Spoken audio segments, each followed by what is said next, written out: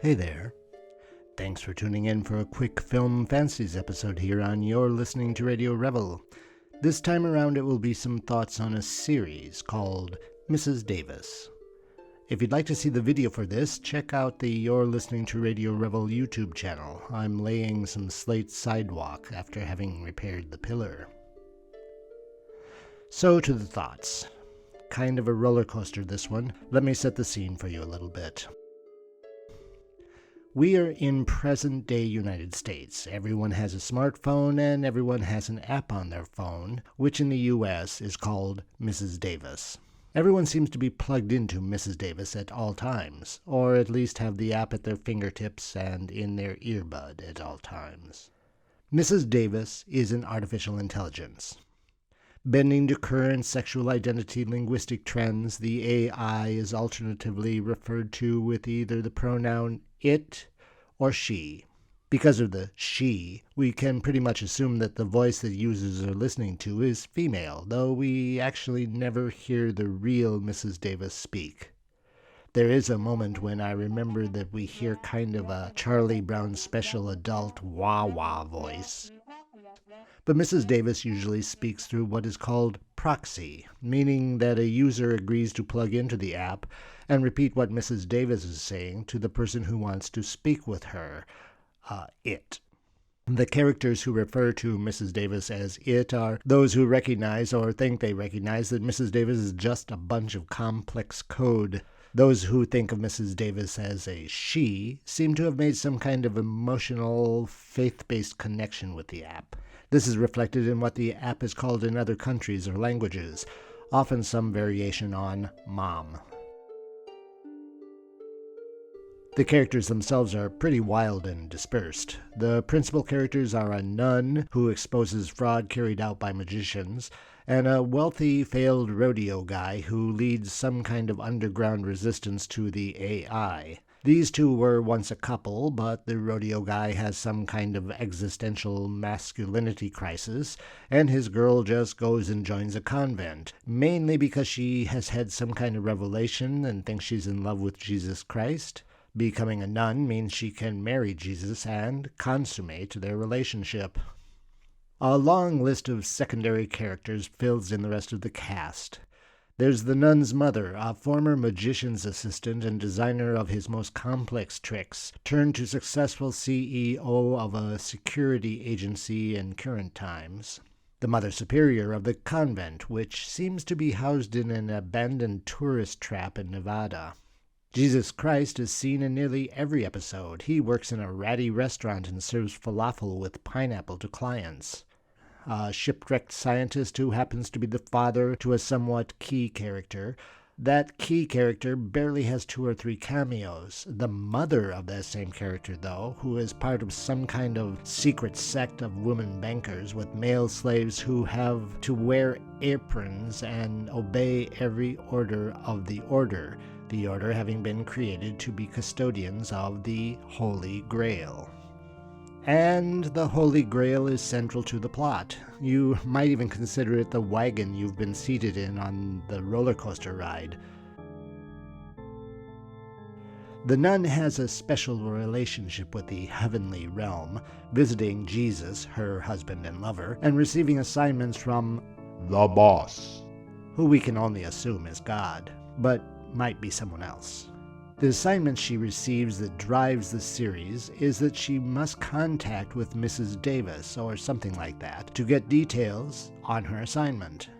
The nun, Sister Simone, resists talking to the AI, but circumstances like the convent being taken away from the nuns through online mischief carried out by Mrs. Davis, and a strange kidnapping by a group of German motorcycle mercenaries that leads to her rescue by her former rodeo boyfriend, leads Sister Simone to sit in a kindergarten in the school she went to as a child and engage in a conversation, by proxy, with Mrs. Davis.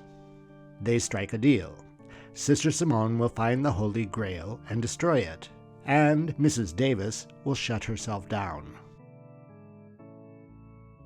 So, the remaining 7 episodes follow Sister Simone along with her sidekick failed rodeo ex-fiancé, Wiley, as they try to locate the Holy Grail, race against others who also want to find it, like that cabal of woman bankers and their not always obedient apron men, and yes, they call them apron man in their dialogues, the aprons being a real thing, kind of a frilly 1950s housewife lap apron with Masonic symbols printed on it. The twists and turns of this so-called quest include a 14th century nun who is actually a Templar knight, saving the Holy Grail from being stolen by a group of non-Templar knights. Sister Simone's participating as a girl in her father's magic show in Vegas. Wiley enduring a hands-on competition. You know, the last one with his hand on the car wins the car. Only the hands are on a massive Excalibur at some kind of Arthurian medieval fair in Scotland. The attempted high-technology theft from Sister Simone's mother's high-tech security vault of a special diving suit that can resist acid. Wiley getting kidnapped and placed in a cell in the dungeons of the Vatican, along with the current pope, by one of the apron men turned priest. Sister Simone allowing herself to get swallowed by a killer sperm whale. Wiley making a fatal decision about the continuance of the resistance after making a kind of deal with Mrs. Davis of his own, proxied by the female Prime Minister of Spain. Sister Simone meeting with the creator of Mrs. Davis, one of the app isn't it crowd, who reveals a surprising secret about the origins of the app. Wiley turning himself in to be euthanized by Mrs. Davis. Okay, that was not an easy list to compile. I had to read through an episode summary to remember some of those events. They are wild and remind me of Tim Burton supposedly tossing a pack of Mars Attacks trading cards in the air and randomly creating a script from that mess for the movie of the same name. However, to its credit, Mrs. Davis actually does tie all the wild and strange differences up neatly in the final episode. I can't think of a single loose thread. Everything is explained clearly at the end, even the sensation of being on a roller coaster.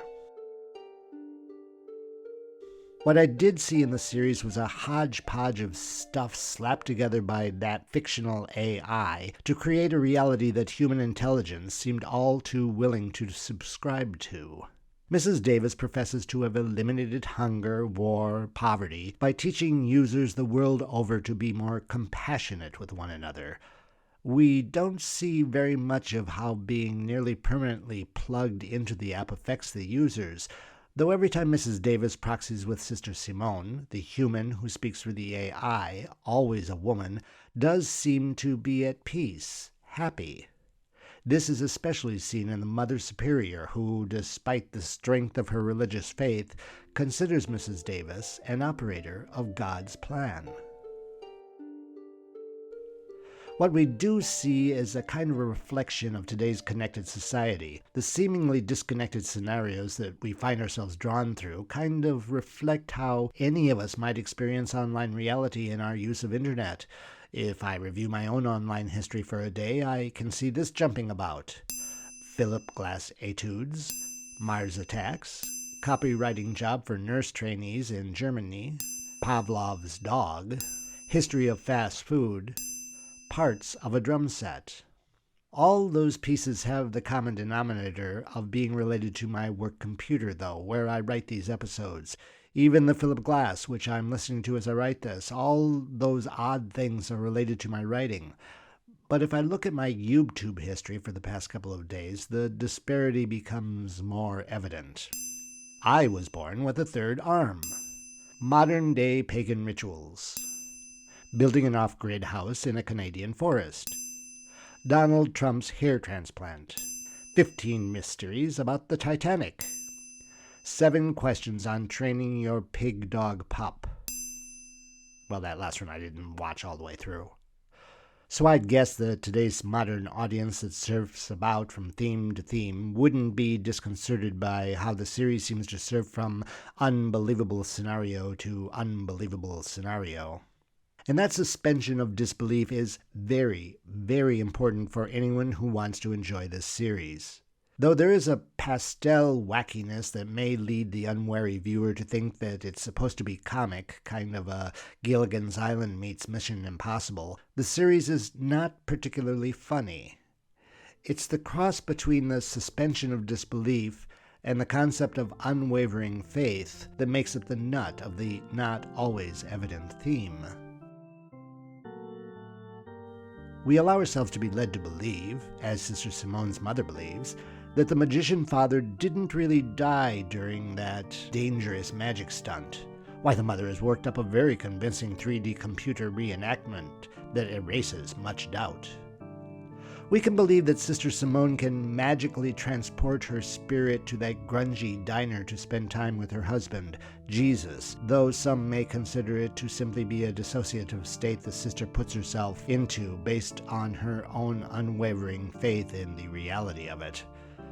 We can accept that a mass of people on a beach all suddenly stand and chorus Eddie Grant's Electric Avenue together in a strange online trance. Why not?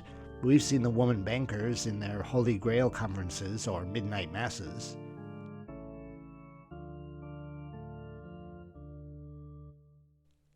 What this series seems to be saying to us is that all of the reality we surround ourselves with is a reality that we've made up ourselves. When it's revealed just what the origin of Mrs. Davis is, we can see how, as I've hinted at in other comments on AI, any reality made by AI will necessarily be a hodgepodge of information that we humans have put online over the past 30 or so years. The difference being that the ties that bind the AI reality are pretty logical, while the ties that make our human realities tend to be a puerile bunch of loose ends that we gleefully ignore, with the excuse that whatever drives our personal faith has tied them up, or will tie them up for us. The real difference between the superficial religious metaphors in the series and the computer-generated ones is that the latter do make a successful effort to tie everything together. Though the end result doesn't make good sense, the act of tying up those various plot lines makes perfect sense.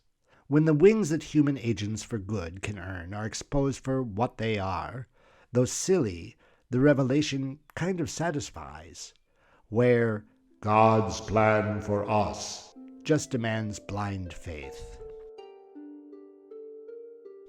I like this series. It has its flaws. Some of the acting is pretty stinky. None of the characters evoke sympathy. I especially didn't like the main character very much. I found her weak, superficial, blind in her commitment to her quest, and childish in her interpersonal relationships. Even so, even though it was difficult to remember what had happened in the previous episode as one tried to settle into the current episode, the whole of the series was satisfying, and the idea that all of it, from the Grail to the Virgin Mary, from the world peace to the Earn Your Wings, well, it's all made up by the participants as we go along. We want to be guided, but we tend to blind ourselves to the fact that we are guiding ourselves by proxy. I gave it a 7.5 in my list. If you watch it for entertainment, you might enjoy it, but don't expect the wackiness to make you laugh. If you watch it for the message about faith, alternative facts, thanks Kellyanne, and submission to technology, you'll find plenty to discuss with your significant other who watches it with you. The AI is secondary, tertiary in this series. Tertiary. Look at the people, flawed as they have been presented. There you will see just how little and how much we should be concerned about how AI is contributing to human societal evolution. Thanks for listening. Cheers. You're listening to Radio Revel. Listen, like, subscribe, and share.